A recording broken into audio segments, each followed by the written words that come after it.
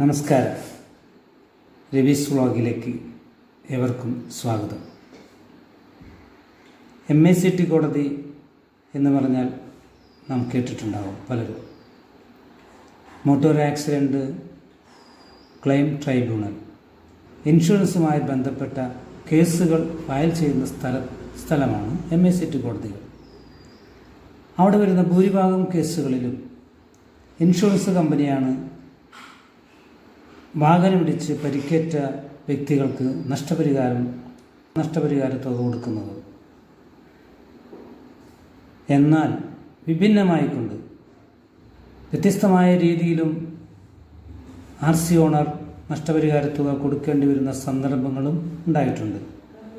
അത്തരം സന്ദർഭങ്ങൾ ഉണ്ടാകുന്ന പ്രധാനപ്പെട്ട 1-2 പോയിന്റുകളാണ് ഞാനിവിടെ സൂചിപ്പിക്കുവാൻ ആഗ്രഹിക്കുന്നത്. എന്ന് പറഞ്ഞാൽ, മദ്യപിച്ചിട്ടാണോ വാഹനം ഓടിച്ചിരുന്നത് എന്ന് കമ്പനി പരിശോധിക്കും. മറ്റൊന്ന്, ആ വ്യക്തിക്ക് വാഹനം അപകടത്തിൽപ്പെടുന്ന സമയത്ത് ലൈസൻസ് ഉണ്ടായിരുന്നോ എന്നുകൂടി കോടതി പരിശോധിക്കും. വേറൊന്നുകൂടി പരിശോധിക്കും, ആ വ്യക്തി പ്രായപൂർത്തിയായിട്ടുണ്ടായിരുന്നോ എന്നുകൂടി പരിശോധിക്കും. എന്ന് പറഞ്ഞാൽ, പ്രായപൂർത്തിയായവർക്കാണ് ലൈസൻസ് കിട്ടുകയുള്ളൂ. ഇൻഷുറൻസ് കമ്പനി പറയും, ഞങ്ങളല്ല ഈ നഷ്ടപരിഹാര തുക കൊടുക്കേണ്ടുന്നത്, ആ നഷ്ടപരിഹാര തുക കൊടുക്കേണ്ടുന്നത് RC ഓണറാണ്. RC ഓണറാണ് നഷ്ടപരിഹാര തുക കൊടുക്കേണ്ടുന്നത് എന്ന് കോടതിയിൽ ഇൻഷുറൻസ് കമ്പനികൾ വാദിക്കുമ്പോൾ തീർച്ചയായും RC ഓണറുടെ തലയിലേക്ക് ഈ നഷ്ടപരിഹാര തുക ആയിരങ്ങൾ, പതിനായിരങ്ങൾ, ലക്ഷങ്ങൾ, അങ്ങനെ കോടികൾ വന്നു ചേരുന്നു. ഇന്ന് നമുക്കറിയാം, ഈ പൊതുമണ്ഡലത്തിൽ സമൂഹത്തിൽ നിറഞ്ഞു നിൽക്കുന്ന ഒരു കണക്കുകളുണ്ട്. ദുരന്ത നിവാരണവുമായി ബന്ധപ്പെട്ട് കളക്ട് ചെയ്ത തുക ഒരു സംഘടന 20 കോടി പിരിക്കുമ്പോൾ മറ്റൊരു സംഘടന 45 കോടി പിരിക്കുന്നു. വേറൊരു സംഘടന 5.25 കോടി സംഭരിക്കുന്നു. അങ്ങനെ സംഭരിച്ച തുകകളൊന്നും അവർക്ക് വീട് വെച്ച് കൊടുക്കുവാനോ അല്ലെങ്കിൽ അവർക്ക് നഷ്ടപരിഹാര തുക കൈകളിലേക്ക് എത്തിക്കുവാനോ കഴിയാതെ പൊതുമണ്ഡലത്തിലാകെ കോടികളുടെ കണക്കുകൾ മാത്രം നിറഞ്ഞിരിക്കുന്ന ഒരു അവസ്ഥയിലാണ്.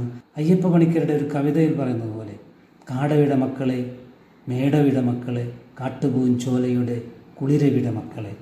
കോടതിയിൽ തീർച്ചയായും RC ഓണർ തുക കെട്ടിവെച്ച് നഷ്ടപരിഹാരം കൊടുത്തേ തീരൂ. അല്ലെങ്കിൽ തുകയില്ലെങ്കിൽ പകരം അവരുടെ വസ്തുവകൾ, അവരുടെ വാഹനങ്ങൾ, അവർക്ക് എന്തെല്ലാം സ്ഥാവര ജംഗമ സ്വത്തുക്കളുണ്ടോ അതെല്ലാം തന്നെ കോടതി കണ്ടുകെട്ടിക്കൊണ്ട് RC ഓണറിൽ നിന്നും തുക ഈടാക്കി നഷ്ടപരിഹാര തുക പരിക്കേറ്റ വ്യക്തിക്കോ മരണം സംഭവിച്ച കുടുംബത്തിനോ അവർക്ക് ആർക്കാണോ കൊടുക്കേണ്ടത് ആ തുക കൈമാറ്റം ചെയ്യുവാൻ കോടതി നിർബന്ധിതമാകുന്നു.